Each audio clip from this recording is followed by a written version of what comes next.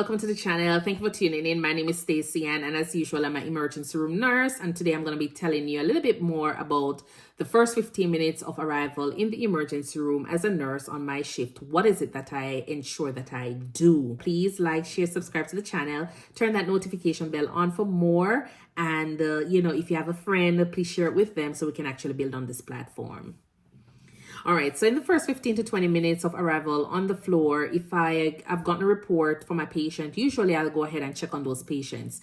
If the patients are not, if there are no patients available, then what I'll do is I will go ahead and check my rooms to ensure that my rooms are stocked and they're ready for whatever patients they will be presenting throughout the day. You want to ensure that you check your crash cart. If there is one close by, you want to check it to make sure that everything is as it's supposed to be. Your crash cart is up to date, you have a defibrillator, medications are locked away, meaning that they would have been checked off and everything is there. Because the one thing you don't want is when you have a patient that is coding, you rush to your crash cart and then you only realize that you don't have any epinephrine there.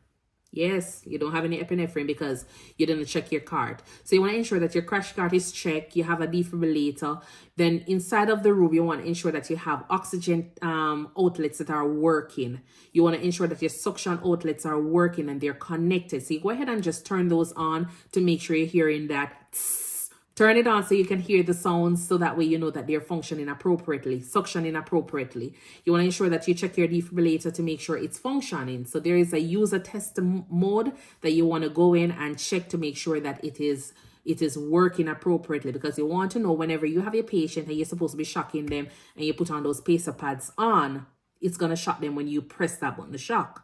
You don't want to be there and you have a irregular rhythm that the only thing you can do is shock. And when you're putting on that pacer pad, you realize that the machine is not functioning. No, you don't want that. So please remember to go ahead and check your cart, your defibrillator. You want to also ensure that you have an airway box available. That is something that the respiratory therapist will be dealing with. But at the same time, if in the event that you call for a code and a respiratory therapist is not available, at least you'll have that box and you know where to find one or two things in there for the doctor to assist with, getting that patient's airway stabilized. Ensuring that you have like a Yanko suction. You also want to have extra oxygen supply. So if you want a non-rebreather bag, a face mask, nasal cannula, all of those things, you want to ensure that you have them.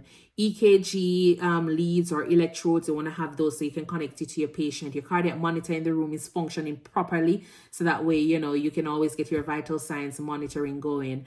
You also want to ensure that you have a manual blood pressure. So for example, an LVAD patient where you cannot get a manual blood pressure, or you cannot get a blood pressure, try and get a map. And that's when you'll need the manual blood pressure, because that's how you're going to pump up to get your map. All right. Also, you want to ensure that you have gowns available, and there are certain little smaller items that you probably need, like tapes, IV supplies, blood supplies, and those are usually kept outside of the room. Sometimes they're locked away in the room as well. So you just want to ensure that you have those. Also, you want to ensure that you have incontinent pads, because depending on some of the patients that presents to you. So for example, you have an elderly patient being transferred or taken in via EMS who is all messed up and everything. What you want to do is, well, for me specifically, I usually like to get them on incontinent pads, so that way by the time I finish change them off, cleaning them up, at least I can change out those incontinent pads and know they're on their white sheet. And that way I can care for my patient a little bit better. Or even so, sometimes they're vomiting or bleeding out. The incontinent pads is there. It's covered, covering the linens on the bed. So what it does for me is, by the time I finish cleaning up my patient, I can always go ahead and just remove, get extra hands to just roll this patient, remove those dirty incontinent pads. And then now my patient is lying comfortable on a clean sheet or linens, waiting for their relatives to arrive. The one thing that I hate about, sometimes when I go in and see some patient is when they're in their street clothing and they have vomit all over, the face looking, messy, the side of their mouth is looking white, it's just dry, and the room is just smelling like pee or just smelling like vomit. And it's just not something that I like, because that gives you a representation of you as the nurse, of you as a part of the hospital there that those relatives are visiting their patients at or their family members at. And that is just something that I don't want. It's already depressing that they're coming to see their relatives in a sick and, situation where they're not doing so well. And then having to deal with them looking a certain way. The least we can do is clean those patients up so that way they can feel a little bit more comfortable. The relatives can feel more comfortable that their patients are or their relatives are in good hands. All right, so these are just some simple things that I normally will do on a daily basis when I get into my room or when I get to the floor. Oh, FYI, there's some places that are very big on the whiteboard, so I will try to go ahead and update the whiteboard, but sometimes it's difficult to keep track of the whiteboard. So what I normally do is just write my name, the charge nurse's name, the doctor's name. If we have a tech, we'll just write it, and then I'll keep them NPO, and that is it for the entire day. Sometimes if it's a long-standing patient, then I will just go ahead and update additional things on the board.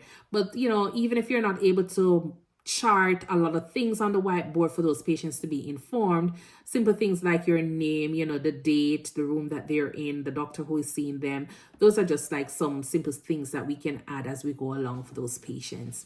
As usual, if you have any questions regarding this topic, feel free to leave them below, and please remember to like, share, subscribe to the channel for more. Thank you for tuning in. Bye.